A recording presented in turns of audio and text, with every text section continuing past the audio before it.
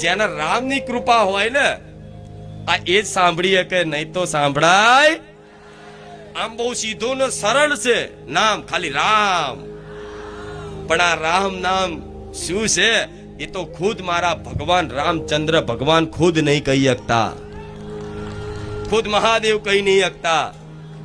તો એ રામ નામની મહિમા મને માતાને ખબર છે. શું?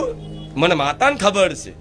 અને રામ નામની મહિમાથી આખું બારેજા ધામ પ્રકાશિત છે. અને રામ નામની મહિમાથી જ હું અભિમાનથી કહેતી નહીં, પણ મારા ભાવિક ભક્તોએ અનુભવ કર્યો છે કે આખા ગુજરાતમાં ક્યાંય જોવા ના મળ્યા હોય ને એવા પરચા ખુખાર મેલડીના પારે જોવા મળ્યા છે કે માતાજી સપનામાં આવીને રામ નામ જપ કરવાનું કે.